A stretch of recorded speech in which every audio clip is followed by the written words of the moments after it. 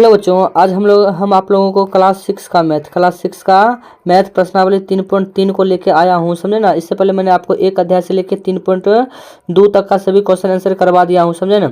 आज हम लोग एक्सरसाइज 3.3 को करने वाले हैं। अगर आप पहली बार हमारे चैनल पर विजिट किए हैं तो आप हमारे चैनल को क्या कर लीजिए, हमारे चैनल को सब्सक्राइब कर लीजिए और कमेंट करके हमको जरूर बताइए कि वीडियो आपको कैसा लगा। अगर आप इस चैप्टर के सॉल्यूशन के साथ PDF पाना चाहते हैं तो आप हमारे मोबाइल नंबर 9576391415 वाले नंबर पर मैसेज करिएगा, व्हाट्सअप करिएगा, आपको PDF मिल जाएगा। आइए अब क्वेश्चन को स्टार्ट करते हैं। क्वेश्चन को क्या करते हैं, स्टार्ट करते हैं। समझे ना। देखिए कहता है कि निम्नलिखित संख्याओं का मोसो देखिए अभाज्य गुणनखंड विधि से कहता है ज्ञात करने के लिए। कौन से विधि से कहता है, अभाज्य गुणनखंड विधि से। तो आप अभाज्य गुणनखंड विधि से कैसे करिएगा, पहला कहता है 24 और दूसरा कहता है 36। देखिए 24 का अभाज्य गुणनखंड ऐसे होता है, आप ऐसे करके ऐसे करिएगा। सबसे पहले दूस लगाइएगा तो 12 हो जाएगा, फिर दूस लगाइएगा तो 6 हो जाएगा, फिर दूस लगाइएगा तो कितना हो जाएगा, 3 हो जाएगा। फिर निकालिएगा किसका, इसके बाद निकालिएगा 36 का। किसका निकालिएगा, 36 का निकालिएगा। समझे ना। तो 36 का निकालिएगा तो दूस लगेगा तो कितने हो जाएगा,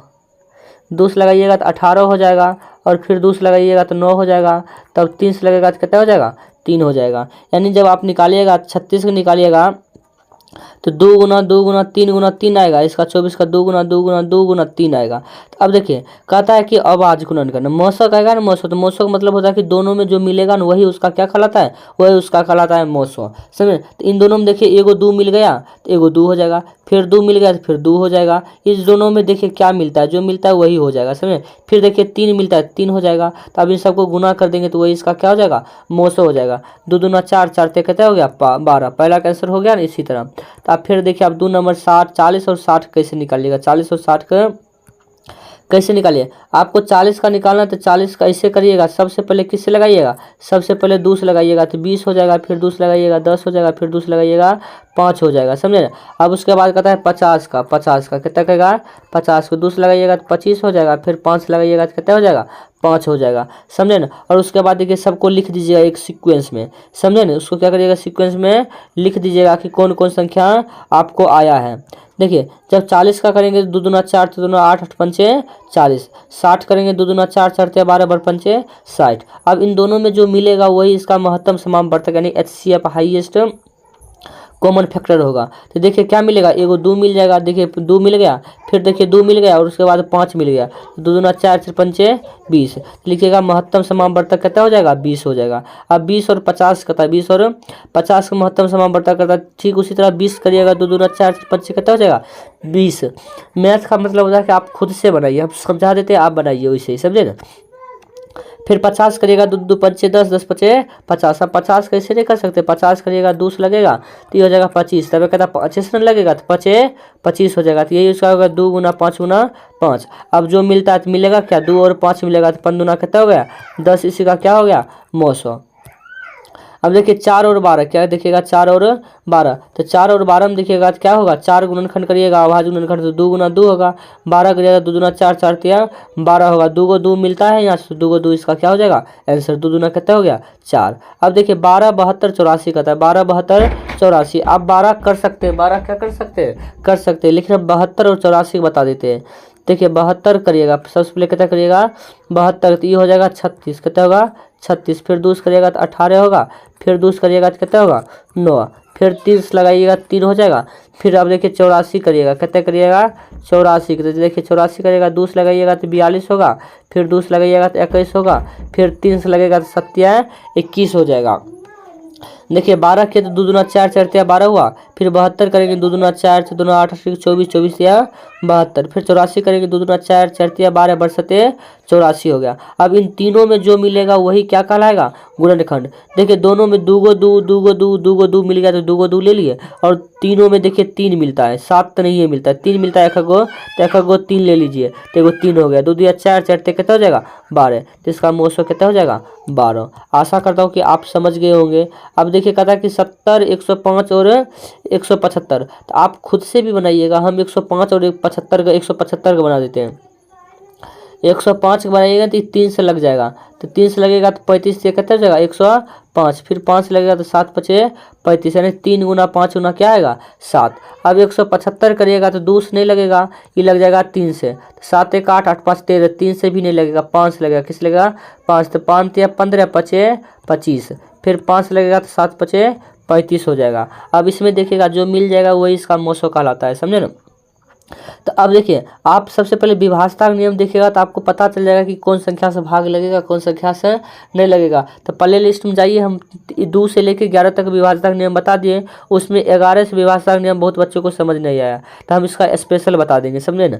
अब देखिए 70 करिएगा 2 गुना 5 गुना 7 आएगा, 105 करिएगा 3 गुना 5 गुना 7 आएगा, 175 करिएगा तो 5 गुना 7 आएगा। तो आप इन सब में देखिए 5 खाली मिलता है, क्या मिलता है 5, और एगो 7 मिल जाता है, वो क्या मिल जाता है 7, तो 5 गुना 7 हो जाएगा, 7 पचे 35 हो गया इसका आंसर। अब हम आपको आशा करते हैं आप ये जो है ना ये नंबर जी नंबर आप ही बना के बताइएगा, आप ही बना के बताइएगा। 91 करिएगा 7 गुना 13 होगा, 112 करिएगा 2 गुना 7 आएगा, और 49 करिएगा 7 गुना 7 आएगा। इस सब देखिए 7 मिलता है, खाली वो 7 मिलता है, 13 तो नहीं मिलेगा, तो इसका क्या हो जाएगा आंसर, खाली 7 हो जाएगा। अब 2 नंबर क्वेश्चन देखिए और समझने की कोशिश कीजिए। कदा निम्नलिखित का मोसो ज्ञात कीजिए। कदा 2 क्रमागत संख्या, देखिए क्रमागत संख्या का मतलब हुआ क्रम में होना चाहिए, जैसे मान लीजिए 1 2 3 4 5, तो 2 क्रमागत संख्या का मोसो निकालिएगा तो सदैव 1 आता है। आप इसमें से किसी 2 को लेकर देखिए, जैसे मान लीजिए 2 और 3 करके देखेंगे, तो 2 का करेंगे अभाज्य गुणनखंड, तो 2 से 1 गुना 2 आएगा, आएगा कि नहीं आएगा, और 4 का करेंगे तो क्या होगा 2 गुना क्या होगा 1, 2 गुना क्या हो जाएगा 1, नहीं कुछ तो 1 होबे नहीं करता है, और 1 मिलेगा तो क्या हो जाएगा 1 इसका आंसर। और एगो देखिए भाग विधि भी मोसो बनता है, कौन सा विधि भाग विधि, जैसे 3 और 4 को मोसो में देखिए बड़का वाला के बीच में लिखते हैं और छोटका वाला कहाँ लिखते हैं साइड में, एक बार में 3 लगेगा, 4 में 3 जाएगा तो 1 बचेगा। अब देखिए कोना वाला उतरेगा 3 उतर गया, तो खत्म 3 बार में 3 है, कितना बचेगा 0, यही इसका क्या कहलाता है आंसर। तो मोसो क्या हो जाएगा 2 क्रमांक संख्या का मोसो सदैव 1 होता है। आप ऑब्जेक्टिव याद कर लीजिएगा, 2 क्रमांक संख्या का मोसो सदैव 1 होता है, समझे इंपोर्टेंट ऑब्जेक्टिव है। अब देखिए 2 क्रमागत सम संख्या, तब देखिए सम संख्या किसे कहते हैं, कहिएगा वैसा संख्या जो 2 से पूरा भाग लग जाए, वैसा संख्या जो 2 से पूरा भाग लग जाए उसे क्या कहते हैं सम संख्या। जैसे देखिए 2 4 6 8 10, ऐसी डॉट डॉट डॉट डॉट बहुत हो सकता है। तो क्रमागत कहता है 2 को क्रम को ले लीजिए, जिसको मन है उसको ले लीजिए, जैसे हम लीजिए 6 और 8 ले लीजिए, अगर मोसो निकालेंगे तो सदैव 2 होगा, है देखिए मोसो निकालेंगे 6, इसको कहते हैं भाग विधि। 6 और 8 की निकालेंगे तो एक बार में 6 लगेगा, देखिए 2 बचेगा, 8 में 6 जाएगा 2 बचेगा, अभी कोना वाला उतरेगा 6, तो 6 उतर गया। अब देखिए 3 बार में कितना लगेगा 6, कट गया 0, यही क्या है इसका हो गया आंसर। तो हमेशा क्या आएगा 2 आंसर आएगा। तो आप कह सकते हैं 2 क्रमागत सम संख्या का HCF कितना होता है सदैव 2 होता है। अब कहता है कि 2 क्रमागत विषम संख्या का HCF तो सदैव 1 होगा। तो आप विषम संख्या किसे कहते हैं, कहिएगा वैसा संख्या जो 2 से पूरा भाग नहीं लगता है उसे क्या कहते हैं विषम संख्या। जैसे मान लीजिए 1 हो गया, 3 हो गया, 5 हो गया, 7 हो गया, 9 हो गया, 11 हो गया। देखिए एक प्राकृतिक संख्या आता है, क्या आता है प्राकृतिक संख्या कहते हैं, मतलब कि गिनती की संख्या को प्राकृतिक संख्या कहते हैं, और वो 1 से स्टार्ट होता है। 2 क्रमागत कोनो ले लीजिए, जैसे 5 और 7 ले लीजिए, तो इसका हम HCF निकालेंगे तो कितना होगा सदैव कितना होगा 1 आएगा। तो घटेगा तो कितना बचेगा 2 बचेगा। अब कितना उतरेगा 5 उतरेगा, यहाँ 5, तो 2 बार में कितना लगेगा 4, फिर 1 बचेगा, फिर इसको घेरेंगे तो क्या उतरेगा 2, और 2 बार में कितना लग जाएगा 2 बार में कितना लग जाएगा 2, घटेगा तो कितना बचेगा 0, इसका क्या आंसर हो गया 1। तो 2 क्रमागत विषम संख्या का HCF सदैव कितना होता है 1 होता है। अब कहता है कि निम्नलिखित का मोसो ज्ञात करें लेकिन अभाज्य गुणनखंड द्वारा, समझे। तो अभाज्य गुणनखंड का मतलब हुआ ऐसे करिए, 4 करिएगा तो कितना होगा 2, समझे, और फिर 2 से लगेगा कितना हो जाएगा 1, फिर 15 करिएगा तो क्या हो जाएगा, देखिए 3 से लगेगा तो 5 बार 15, फिर 5 लगाएंगे तो 1। इसमें क्या मिलता है, देखिए खाली 1 मिलता है, क्या मिलता है 1। तो आप खाली 1 मिलेगा तो मोसो होगा 1। तो देखिए 4 करिएगा 2 गुना 1 होगा, 15 करिएगा 3 गुना 5 गुना 1 होगा, जैसे हम बता दिए आपको, और दोनों में क्या मिलता है 1 मिलता है, तो 1 हो जाएगा। फिर 8 और 9 करिएगा तो खाली 1 आएगा, 8 करिएगा तो 2 4 से 2 8, 8 एकम 8, 9 करिएगा तो क्या हो जाएगा 3 3 9, 9 एकम 9, और दोनों में सिर्फ 1 ही मिलता है, तो इसका आंसर क्या हो जाएगा 1 हो जाएगा। आशा करते हैं आप समझ गए होंगे। अब देखिए फिर कितना है 4 और 13, इसको भी करिएगा तो 1 क्या आएगा, 4 करिएगा 2 गुना 1 होगा, 13 करिएगा 13 एकम 13 होगा, मिलेगा क्या 1, तो इसका मोसो क्या हो जाएगा 1।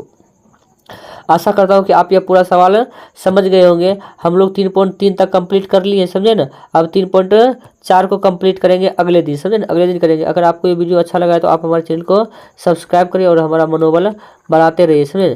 थैंक्स फॉर वॉचिंग, देखने के लिए। आप इसी तरह देखते रहिए, कमेंट करते रहिए, हम आपका शुक्रगुजार रहेंगे। धन्यवाद।